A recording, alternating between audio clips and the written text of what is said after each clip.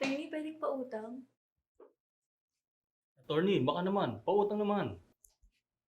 Utang?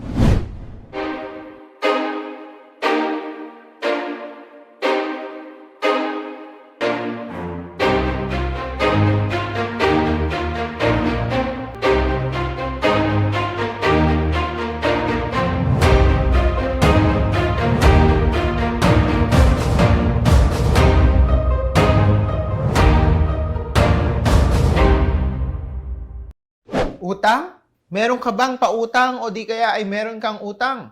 Sa araw na ito ay tatalakayin natin ang patungkol sa utang. Attorney, may nakukulong po ba sa utang? Walang nakukulong sa utang. Dahil sabi ng ating 1987 Philippine Constitution, Article 3, Section 20, that no person shall be in prison for non-payment of debt. So, walang nakukulong sa utang. Pero ba't may nababalitaan po ako na may nakukulong sa utang? Hindi sila nakukulong sa utang kung hindi nakukulong sila sa panluloko para makuha nila yung utang na yon. Magbibigay ako ng halimbawa. Halimbawa, yung isang tao, ang sabi niya akin itong grocery store na to. Ibibili ko ng mga goods o mga paninda ko, yung perang huhiramin ko sa'yo. Ito ang negosyo ko. At meron akong kakayanan na bayaran ang utang na yan. Na kung hindi dahil dun sa representasyon ng tao na yun, ay hindi naman siya pauutangin. Ay pinakita niya yung grocery store na hindi naman pala kanya, pinagtiwalaan siya, para siya ay pautangin, doon siya makukulong sa panloloko niya, hindi doon sa utang. Kaya, walang nakukulong sa utang pero merong nakukulong sa panloloko. Pwede po bang maglapat ng interes kahit wala na pagkasunduan dito?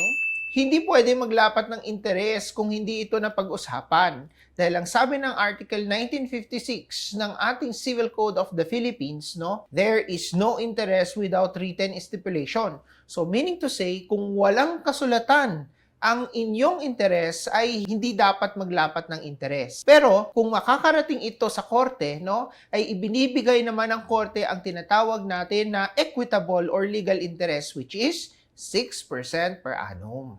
Dapat po ba na maningil ako o maghintay na lang ako na bayaran ako? Dapat maningil ka dahil hindi magkakaroon ng delay kung walang demand. Sa ilalim ng 1169 ng ating Civil Code of the Philippines, there is no delay if there is no demand. So kailangan ay meron kang demand. Lalong-lalo na sa kontrata ninyo, hindi nyo na isulat na hindi na kailangan ng demand. Paano ba yung demand? Ay pwede yung oral demand yan, mas maganda magsama ka ng witness mo na talagang naniningil ka, o di kaya ay padalhan mo ng message sa Facebook, sa Twitter, sa Instagram messaging system na kung saan ay makikita niya na naniningil kang talaga at may patunay ka na nasin iyon nung taong merong pagkakautang sa'yo para ma-establish mo na meron ka ng tinatawag na demand. Dinala mo siya sa barangay. Iyon ay kinukonsidera na rin na nagdedemand ka sa kanya. Kaya naman, mula noon, ng pagdemand mo sa kanya ay gumugulong na yung obligasyon niya na bayaran ang kanyang pagkakautang. Kailangan po ba ng abogado para makasingil ako? Depende. Kapag ka ang utang ay hindi lalagpas sa 1,000,000 piso, ay maaaring gamitin ang proseso ng pagsisingil sa ilalim ng small claims or rule on small claims.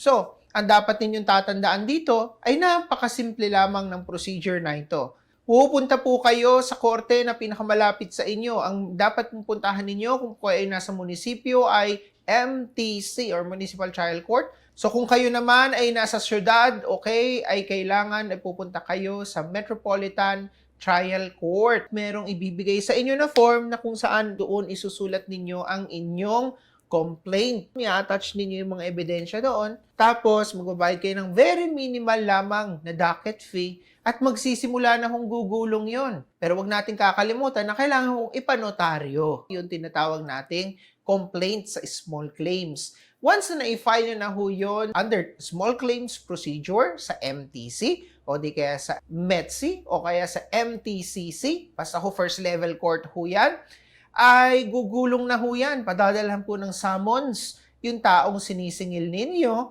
at magkakaroon po ng 1-day hearing. Hindi po kailangan ng abogado dyan. In fact, bawal ang abogado sa small claims. Bawal kami doon.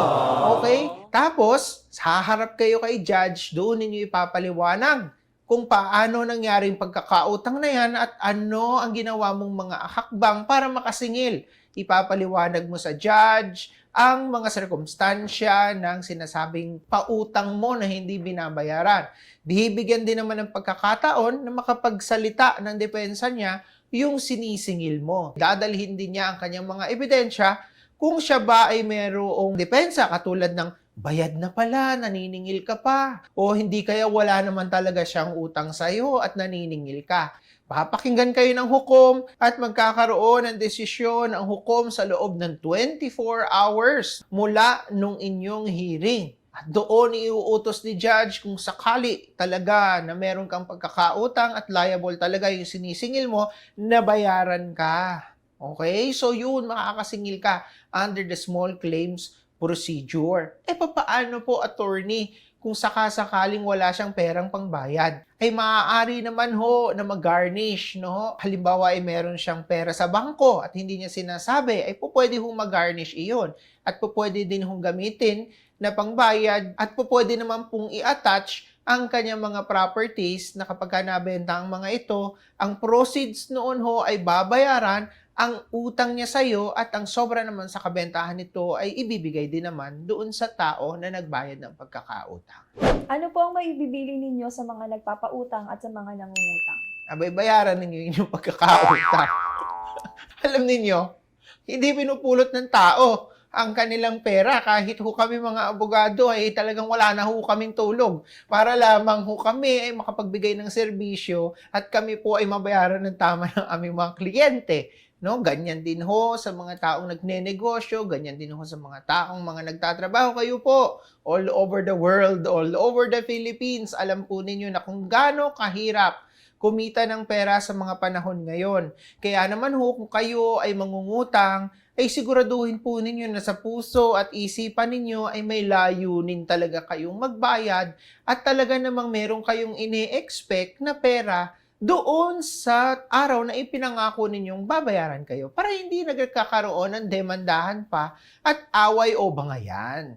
Pwede ko po bang i-post yung taong hindi nagbabayad sa akin? Hindi pwede. Bakit mo ipopost? Kaya nga meron tayong tinatawag na prinsipyo na huwag nating ilagay ang batas sa ating mga kamay. Kaya naman po ang ating napakabuting Korte Suprema ay gumawa ng procedure na napakadali lamang na small claims procedure. Ngayon, kung pinupost mo ang isang tao, ay maaari ka namang mademanda ng sibil o di kaya krimen sapagkat papasok naman ito sa paninirang puri. Maaaring pumasok po ito sa cyber libel. Kaya naman mas maganda na lang na sundin ho natin ang proseso ng batas sa paniningil. Dapat po ba dumaan muna sa barangay bago magpunta sa small claims? Depende. If you live within the same city or municipality, parehas na syudad o kaya ay parehas na munisipalidad, ay kailangan na dumaan sa barangay. Under Section 408 ng Local Government Code, ang exception o hindi saklaw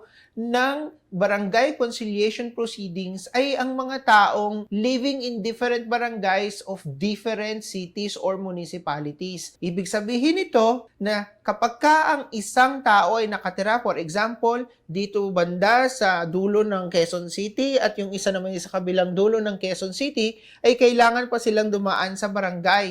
Kapag hindi kayo dumaan sa barangay, ay maaaring madismiss ang inyong kaso sa korte. Attorney, ano po ang pwedeng ikaso sa mga online lending apps na nangaharap sa akin?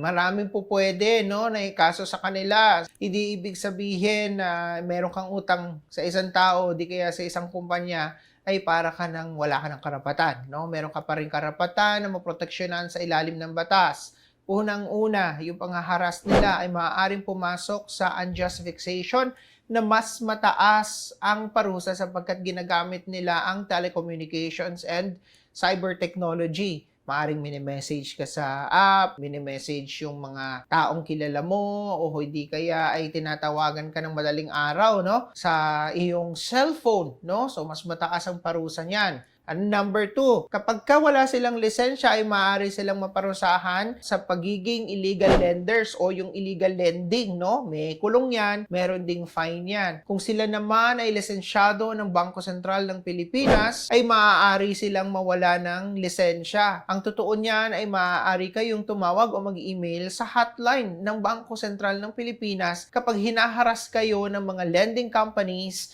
sa inyong mga pagkakautang. Idagdag pa rin natin na maaari sila makasuhan ng libel committed online, no? Sapagkat ginagawa nila, nilalagay nila yung mukha mo, taong hindi ikaw, yung tao na nagkakautang, tapos hinihiya, no? Beware, this person, no? Ay estapador, o hindi kaya hindi marunong magbayad ng utang, o kaya tao na hindi marunong mahiya. Ayan, mga pinopost nila na yan, ay talaga namang papasok ho yan sa tinatawag nating cyber libel. Ano pa?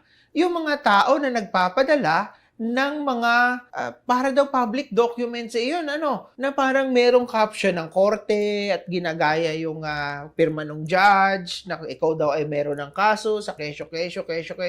That is falsification of public documents. Tila baga, iyon ay isang court order na kung saan ay inuutusan kang magbayad. Maaari ninyong dalhin mismo yung parang court order na yon na finalsify nila doon sa korte na kung saan ay nakalagay doon. Kung saan court man yan, ay maaari kayong pumunta sa korte na iyon, okay, at pumunta kayo sa clerk, kailangan malaman ninyo kung totoo or hindi. Pero sa mga susunod nating episode, ay maaari nating talakayin, no, na paano natin mai-spot yung difference between the real court order at saka yung court order na falsified lamang. So, stay tuned, no, sa mga susunod nating mga episodes. Comment kayo sa comment section down below daw. Sabi nila, down na nga, below pa. Okay, basta dyan sa comment section at sisikapin nating sagutin yan sa mga susunod nating kabanata. Don't forget, no, to like and subscribe dyan.